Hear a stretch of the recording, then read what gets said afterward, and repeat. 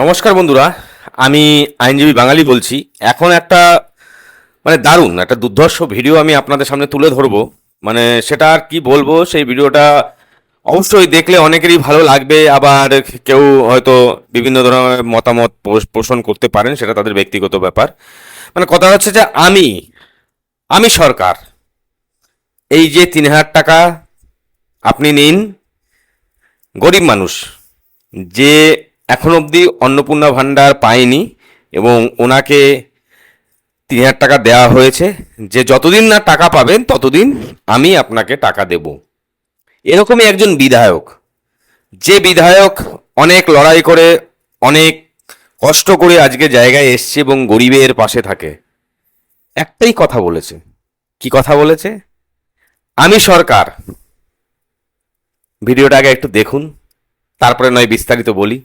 তোমার যতদিন টাকা না পাও আমার কাছ থেকে তুমি টাকা নিয়ে নেবে।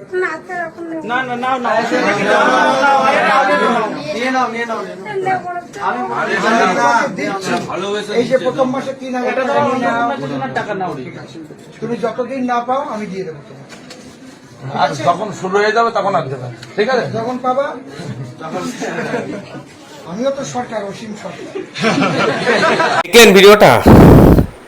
তুমি যতদিন টাকা না পাও, এই নাও তোমার প্রতি মাসে প্রথম মাসে 3,000 টাকা আমি দিচ্ছি, এবং যতদিন না পাও আমি দেবো। লক্ষ্মীর ভাণ্ডার। একটা গরিব অসহায় গৃহবধূ, উনি টাকা পায়নি, তার জন্য অসীম সরকার মহাশয়, উনি বিধায়ক, এবং বললেন আমিও তো সরকার, অসীম সরকার। হ্যাঁ, অবশ্যই।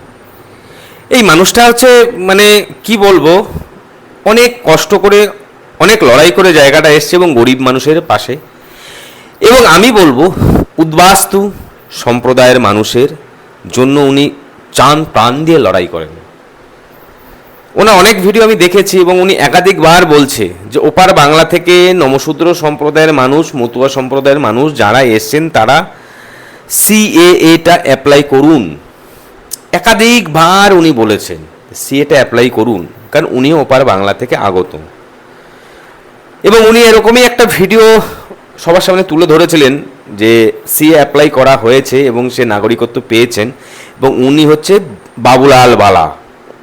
আশা করি হয়তো অনেকে জানেন বাবুলাল বালা উত্তরবঙ্গের উনি বসবাস করেন, এবং উনি উদ্বাস্তু রিফিউজি সেলের ওখানকার সভাপতি, এবং রায়গঞ্জ বিশ্ববিদ্যালয়ের উনি একজন অধ্যাপক। তাহলে একজন অধ্যাপক হয়ে উনি কিন্তু সিএর জন্য অ্যাপ্লাই করে নাগরিকত্ব কিন্তু সার্টিফিকেটটা নিল।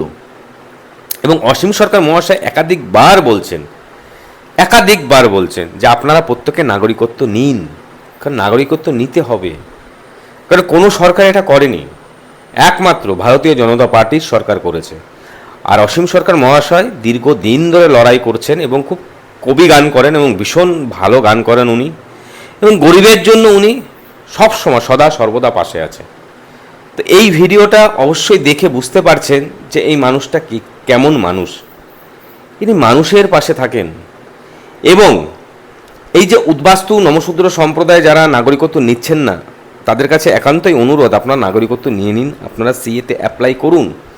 এবং তার জন্য যদি কোনো তথ্যর প্রয়োজন হয় অবশ্যই অসীম সরকার মহাশয়ের কাছে আপনি যান, উনি সঠিক পরামর্শ, সঠিক সাজেশান দেবে, এবং যা যা করণীয় সেটাই উনি অবশ্যই করবে। কারণ উনি বারবার বলছেন নাগরিকত্ব নিতে হবে, কারণ ওপার বাংলা থেকে যে সমস্ত হিন্দু সম্প্রদায়ের মানুষ অমুসলিম অত্যাচারিত হয়ে বিতাড়িত হয়ে এসছে, ওপার বাংলা বাংলাদেশ, পাকিস্তান, আফগানিস্তান, 3টে জায়গা থেকে হিন্দুদের উপর যেরকম অত্যাচার হয়েছে, তারা সমস্ত কিছু ছেড়ে এই ভারতবর্ষের পশ্চিমবঙ্গে আশ্রয় নিয়েছে।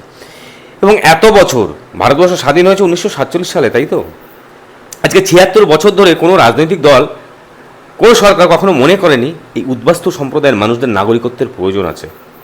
সেই জায়গা দাঁড়িয়ে শান্তনু ঠাকুর মহাশয় প্রচুর লড়াই করেছেন, এবং লড়াই করে তার সাথে অসীম সরকার মহাশয় প্রচুর লড়াই করেছেন, করে আজকে সেই জায়গাটা তৈরি হয়েছে যে উদ্বাস্তু নমশূদ্র সম্প্রদায়দের কিন্তু নাগরিকত্ব দেওয়া হচ্ছে, অ্যাপ্লাই করলে নাগরিকত্ব পাবেন। এবং এরকমই একজন রাজ্যের মন্ত্রী অশোক কীর্তনিয়া, খাদ্যমন্ত্রী, উনিও কিন্তু প্রত্যেকটা মুহূর্তে প্রতিটা মানুষকে বলছেন, উদ্বাস্তু সম্প্রদায়ের মানুষ যারা আছেন আপনারা নাগরিকত্ব নিন। দেখুন, আপনি এখানকার বাসিন্দা নন, এটা কিন্তু ভুল। যে সমস্ত ওপার বাংলা থেকে অমুসলিম সম্প্রদায়ের মানুষ আপনারা এসছেন, আমি আইনজীবী হিসেবে একটা কথা বলছি, যেহেতু পার্লামেন্টে যে আইনটা পাশ হয়েছে 2019 সালে, যে আইনটা পাশ হয়েছে এবং সেটা লাগু করা হয়েছে 2014 সালের 31শে ডিসেম্বরের মধ্যে, যারা এখানে আসবেন তারা প্রত্যেকে নাগরিকত্ব পাবেন। কিন্তু মিনিমাম 5 বছর তাদেরকে বসবাস করতে হবে, তবেই নাগরিকত্বের আওতায় আসবেন। তাহলে 5 বছর যখন বসবাস করে ফেলেছেন, তাহলে আপনি তো নাগরিক, এবার আপনাকে তো সার্টিফিকেট নিতেই হবে। এবার পড়ে থাকলো তারপরে কারা এসছে। এবার তারপরে যারা এসছে তারাও কিন্তু 6 বছর কমপ্লিট হলে, 5 থেকে 6 বছর যদি আপনি এখানকার ভারতীয় ভূখণ্ডে থাকেন, তবে নাগরিকত্ব পাবেন। তো সেই জায়গা দাঁড়িয়ে অবশ্যই সিএতে অ্যাপ্লাই করা অবশ্যই উচিত। এবং যারা পরবর্তীকালে এসছেন অমুসলিম সম্প্রদায়ের মানুষ, আমাদের রাজ্যের মুখ্যমন্ত্রী শুভেন্দু অধিকারী মহাশয় একাধিকবার বলেছেন যে যারা নাগরিকত্বের আওতায় আপাতত পড়ছেন না মুসলিম সম্প্রদায়ের মানুষ, তাদেরকে কিন্তু কখনোই পুলিশ হ্যারাস করতে পারবে না এবং তাদেরকে কখনো কোনো 14 ফরেন অ্যাক্টের মামলা দেওয়া যাবে না। সেই চিন্তাভাবনা যদি কোনো পুলিশ প্রশাসন করে থাকে, তাহলে অবশ্যই রাজ্য সরকারকে জানানো উচিত এবং তার যথাযথ ব্যবস্থা হবে। যাই হোক, আপনাদের সামনে আমি তুলে ধরলাম ভিডিওটা। এবং অসীম সরকার মানুষটা অসাধারণ মানুষ, ভীষণই ভালো মানুষ, এবং উনি নাগরিকত্বের জন্য প্রচুর লড়াই করেছেন। প্রত্যেককে বই করে বলছে সিএতে অ্যাপ্লাই করুন। যদি আপনাদের কোনো কিছু জানার প্রয়োজন হয়, তাহলে এই মানুষটার কাছে যাবেন। যাই হোক, ভালো থাকবেন, সুস্থ থাকবেন, নমস্কার।